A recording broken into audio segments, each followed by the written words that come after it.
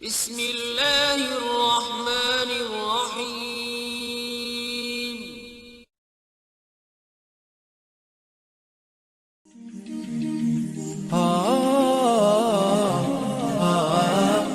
Bismillahirrohmanirrohim. Assalamualaikum warahmatullahi wabarakatuh.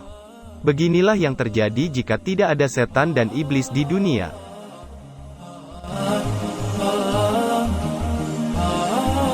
Sahabat beriman yang dirahmati Allah, pernah tidak membayangkan apa jadinya jika di dunia ini tidak ada setan atau iblis? Atau pernahkah kalian membayangkan bagaimana jika Allah Subhanahu wa Ta'ala memenjarakan atau membinasakan kaum jin tersebut? Ternyata, hal serupa juga pernah dialami dan bahkan diminta oleh Nabi Sulaiman yang memohon kepada Allah Subhanahu wa Ta'ala untuk mengizinkan dirinya memenjarakan iblis. Di dalam sebuah riwayat diceritakan, bagaimana Nabi Sulaiman alaihi salam memiliki kekuatan untuk penuh menundukkan semua kalangan dari manusia, jin dan hewan sekalipun. Bahkan setan-setan tersebut menjadi pekerjanya untuk membawa dan mengimpor batu-batuan, pasir serta bahan bangunan lain untuk membangun bangunan-bangunan megah. Walaupun Nabi Sulaiman memiliki segalanya, ia tetap mencari makanan dan rejeki lainnya dengan berjualan tas di pasar. Padahal, di dapur sang raja setiap hari selalu dimasak 4.000 ekor unta, 5.000 ekor sapi, dan 6.000 ekor kambing.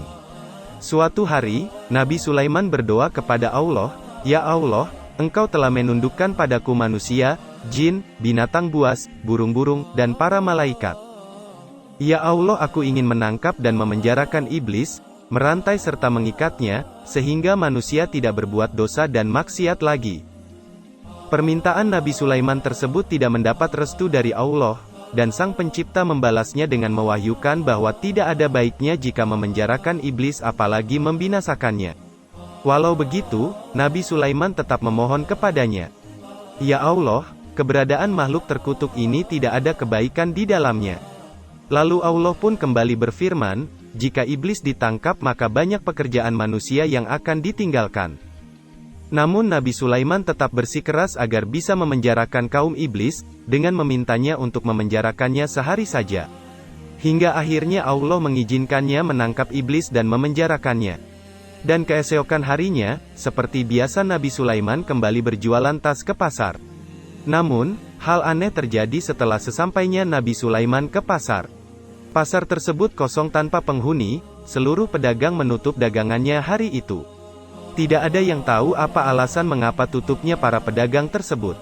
Keesokan harinya Nabi Sulaiman kembali ke pasar dan masih menemukan pasar tersebut kosong tak berpenghuni. Dan ternyata ditemukanlah alasan mengapa para pedagang tersebut tidak berjualan lagi di pasar. Mereka pergi ke masjid, dan menuju kuburan untuk mengingat kematian, menangis dan meratapi. Mereka sibuk mempersiapkan bekal menuju akhirat tanpa mempedulikan lagi keindahan duniawi.